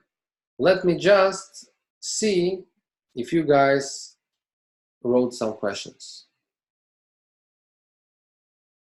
Regarding the PDF that I sent, guys, I don't know. I hope they have English version. Look for it. I don't know. I have no idea. We are not advertising this book. Okay. Russian, what is log file? Log file — это некий файл, в котором есть вся информация вашей системы. И если у вас, не дай бог, или если у вас что-то происходит с вашим девайсом, если у вас какой-то краш, или просто что-то не работает, не функционирует, обычно, когда вы создаете баг-репорт, вас просят добавить файл, который называется log файл, который покажет вашу систему на момент того времени, когда у вас случилась проблема. Потому что девелопер, у него нет времени ходить и тестировать какие-то девайсы, находить их и с такими же сеттингами, как у вас. Он занят более интересными вещами. Поэтому ему проще получить ваш баг, зайти в log файл, посмотреть, что случилось с этим девайсом, что там с кодом случилось. И если он увидит там что-то интересное, он уже будет там с этим что-то делать. Да? Что он будет делать, не наше дело, и это нас не волнует. Нам важно, чтобы девелоперу было хорошо, чтобы было приятно с вами работать. Если вы пришлете ему баг без лог-файла, если в вашей организации принято посылать лог-файлы, он может обидеться. Окей? А вы не хотите его обижать. Так что лог-файл — это некий такой файл, который собирает всю информацию о вашем девайсе на то время, когда вы пользовались и когда у вас произошла эта проблема с этот баг. Желательно записать время, когда произошла проблема, чтобы можно было быстро, легко в логах разобраться, когда и что и куда смотреть. Okay? I hope it was clear. Now, it was just a Russian translation of meaning of log file. Now, another one thing that we still didn't cover was the logs from Android phone. We still can use the ADB command, but this time we're going to use ADB logcat. Okay? So what we are doing here is going to capture ADB logs using ADB command. We need to connect the device to the computer, enable the developer mode on your phone like we showed before. Just go to setting, about phone, build number, quick press the build number 4, 5, or 6 times, and then go to the developer mode, turn on USB debugging in developer mode, open command prompt, which is going to appear in your start menu, or in your search field, look for a command prompt, because we are showing it right now on Windows. And for iOS, macOS users, it's going to be your terminal. And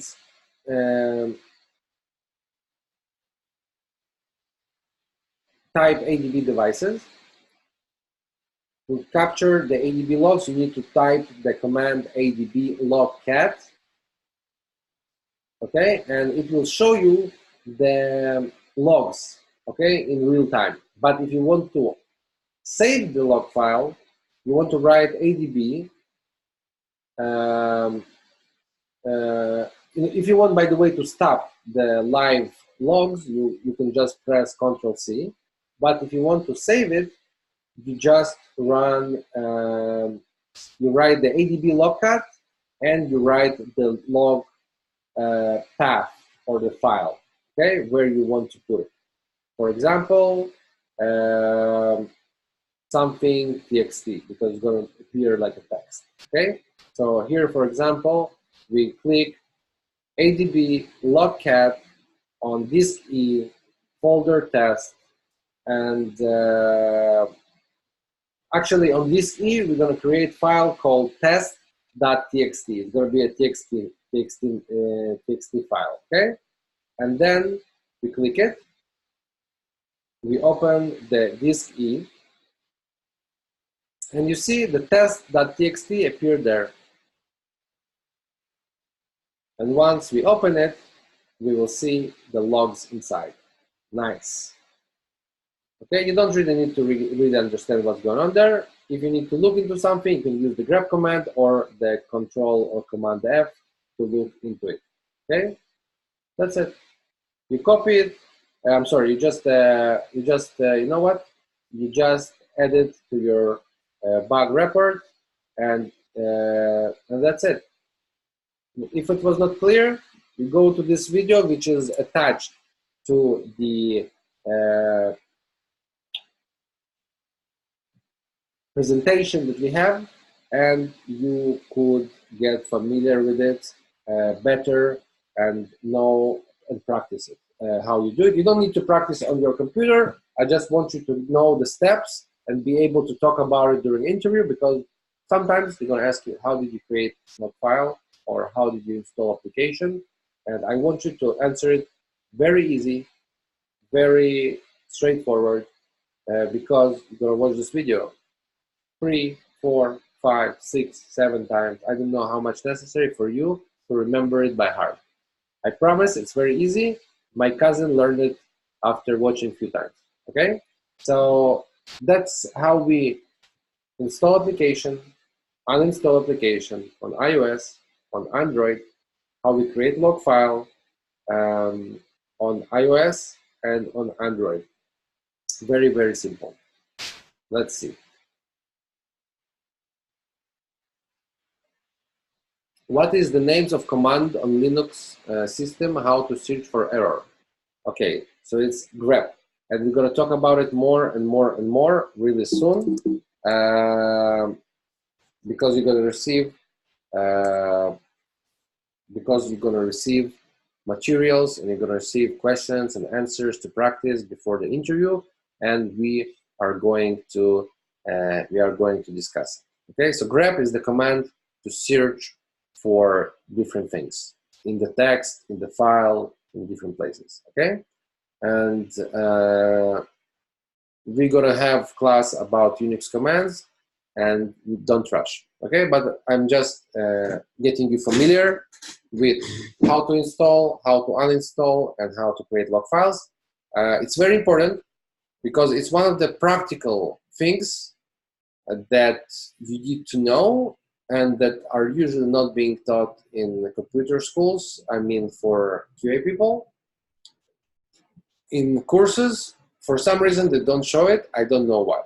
Okay, that's why we decided that we're going to show it, and we're going to explain it, and we're going to show it a few times. So it's just first time for you to get familiar with it. But we're going to show it more and more, and you will know it very well, very, very well. Okay, because it's a very common question lately. They want to ask you very simple question about how did you install or how did you create log files, because they know that's something that you must do, and if you didn't really do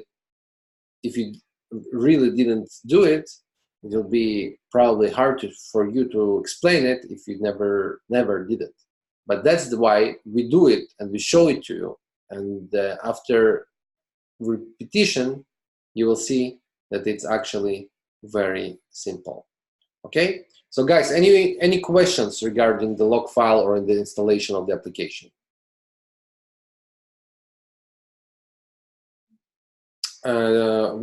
Whenever we go to the presentation that we're gonna share with you, actually we already shared it with you with previous class as well, because they have same presentation for lessons 6, 7, and 8.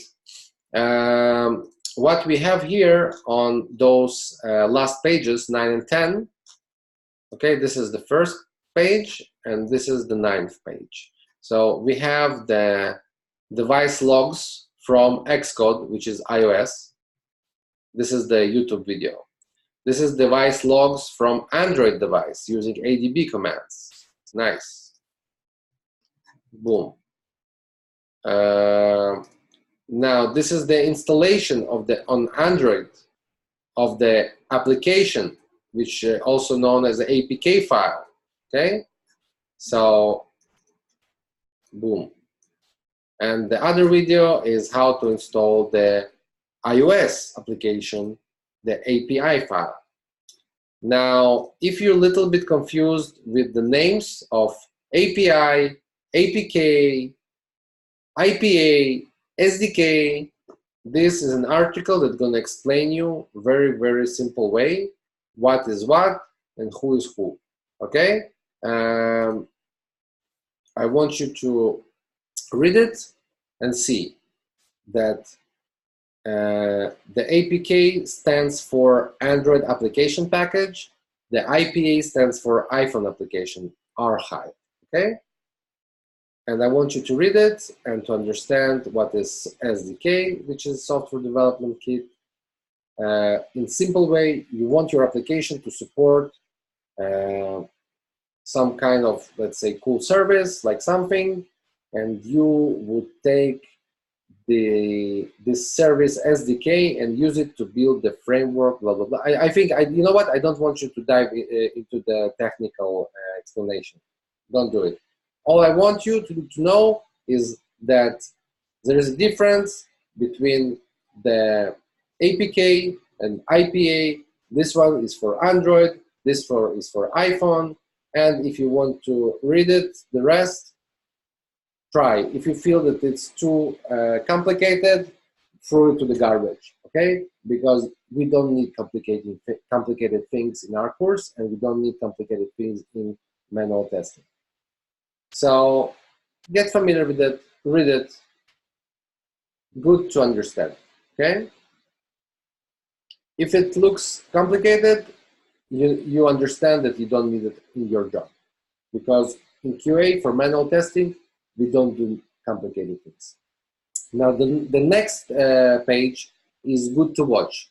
We show here how to enable the developer mode, okay, on Android and on iOS devices. I think it's going to be very, very helpful. And of course, I want you to get familiar and download and save this article about screenshot tools, tips, and shortcuts. How to capture anything on your screen. It has a lot of different resources of where you can use it, how you can use it on your Windows, on your Mac, on your different systems, on your operating system, Chrome, on iOS, on Android, on web, and anything you want, you can screenshot, and you can definitely learn from this article a lot. Very, very recommended. Regarding screen recording for Android, I recommend to get familiar with this application. For screenshots on Android, I recommend this application. For screen recording on iOS, when I say recording, I mean video recording, okay? And here also, screen video recording. I recommend you to use this application. Screenshot, try this. Screen recording on iOS, try this one. To do screenshots, try this one.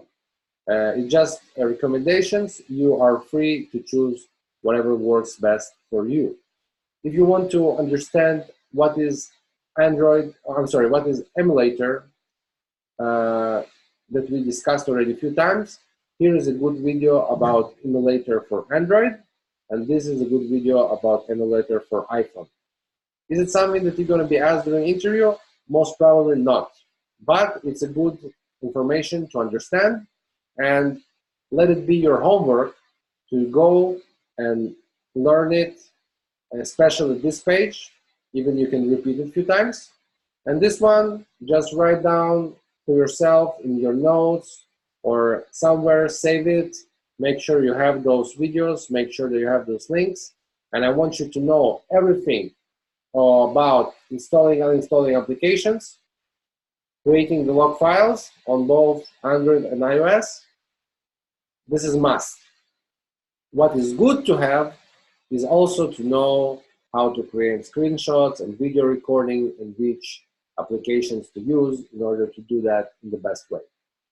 Most likely or potentially in your job, they're going to provide you their own system that they use for that, but you want to be familiar with the best on the market, and you want to know how to use them. They're all going to be very similar probably, but you want to know how to create screenshots and how to create video recordings, because a good tester always adds screenshots and, if possible and necessary, video recording to the bug reports. Why I'm saying if it's necessary? Because if it's just like in one place, one dot, or one issue with something that is static, yeah, you can do the screenshot. But if it's something that happens after different manipulation, where you need to click something and go somewhere and click something and do something, and then the issue happens, only then you probably want, besides writing it down, maybe to add a video, especially if it's something that is very complicated and hard to explain. Okay?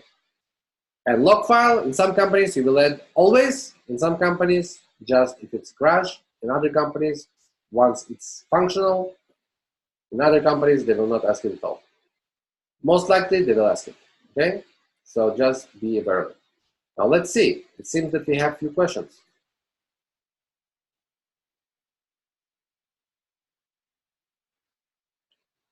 You did not show uninstall for iOS and Android. Actually, I did.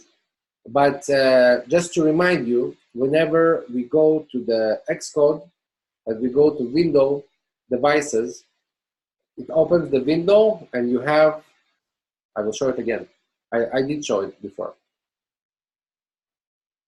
Let me share my screen one more time. Please pay attention, guys, because I showed it to you.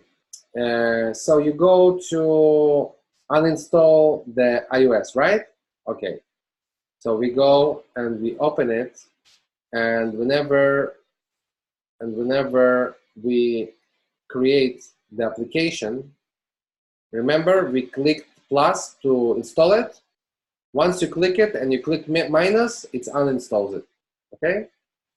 So you can choose it, click minus, and it's uninstall the application instead of plus. Plus gonna add, you choose, you open, and it adds, and once you click it and click minus, it's uninstalls it. For ADB, we used ADB install. For uninstall, we use ADB uninstall. That's the whole difference. Okay, guys? No worries, it's okay. We can repeat it multiple times. I just want you guys to focus, and it's very important because that's easy. It was like, clicking a few buttons, guys. That's it. That's the most advanced technological part of your job. Okay, clicking a few buttons. At least on the level of interacting with Xcode and ADB.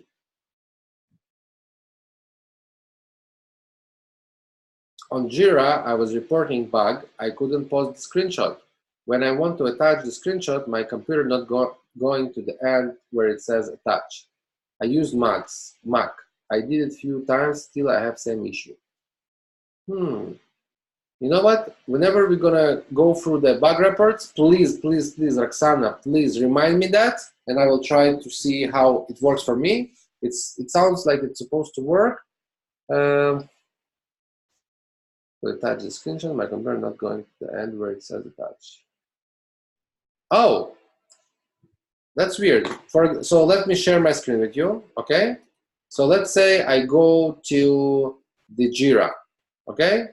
I click plus, right? And now you go here. You see here, attachment? You click it, browse. You choose upload a file.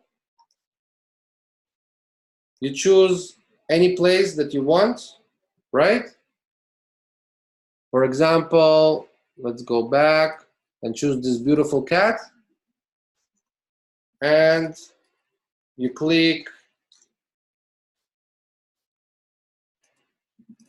you click once and then you click insert. That's it. You click create and it will appear. That's the whole story, okay? Not a big deal.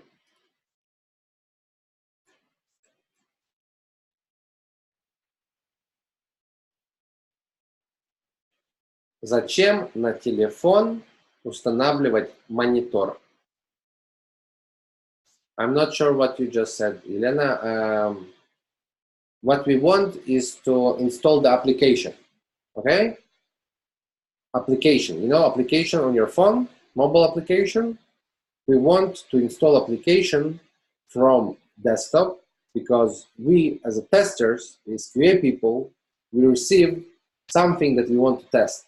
We don't want to test production, okay? We don't test production, we test our internal environment. So whenever we receive this test,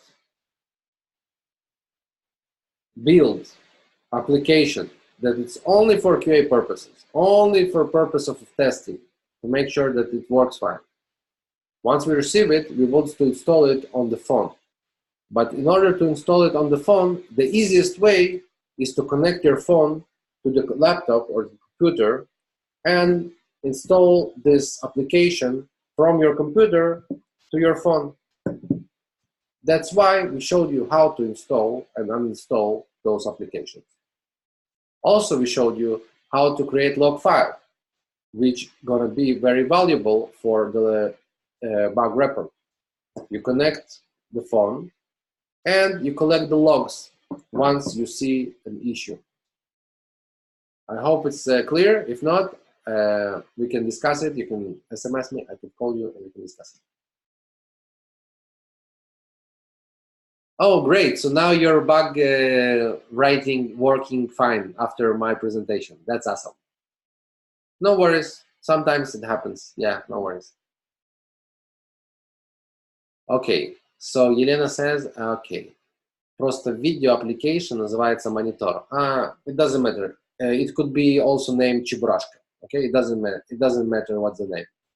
As long as it has a name, that's it.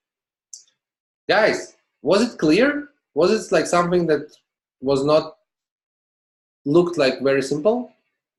Okay, that's awesome. Because in the videos that I added to the presentation, it's gonna also talk. It's gonna also explain. Okay, so it's gonna be even more clear. Olga, if you didn't understand, just go to the presentation. I hope that you know how to get the presentation in the materials that we're gonna send you. And just in case that you guys are very super lazy, wow. I'm sorry about that. Just 1 second. What we want to do is to do this. Up, just 1 second. Because I don't want you to, okay. I just shared with you the must videos.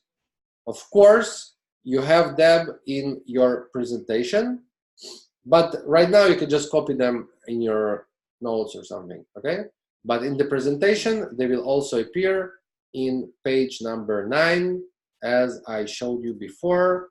Just a reminder, page number 9, those are the links. It will show you these short videos of how to do it. If you didn't understand anything that I was showing, go there and watch it a few times, okay? It's gonna be It's gonna be very simple. That's one of the, I think, most complicated things that you do. So you should not worry about it. Okay, Olga, don't worry. It's easy. I know the first time it looks weird. It's easy. It was. If you analyze what I just did, I was clicking few buttons. That's it. Writing few commands in the worst case. That's it. We're also going to show you how to use it without the commands. Just clicking few buttons on the Android Studio. Just here, it's the easiest way. It's even easier from the Android Studio. Okay? Sounds like a plan. Great. So guys, we showed how to install and uninstall application on Android with ADB commands, on iOS with Xcode, and how to create log files with ADB commands for Android and Xcode for iOS as well. So that's something that you want to repeat a few times because that's one of the most technical things that you might be asked. And from my experience and my friends' experience, they love to ask those questions lately. Okay? So get familiar with it, know it well, and you will not regret. That's about it. Our time is up. And you have any questions right now? Because if you don't, we can just continue next class tomorrow. Do QA companies use Mac or different computers for work? So when you say QA companies, I don't want you to say QA companies. It doesn't sound like a real thing. You mean software companies, right? IT companies. Okay, then it sounds fine. So most, I don't know what happens to most. I think that different companies, they have different culture, but most of the companies I was working for, they use MacBooks. Yeah.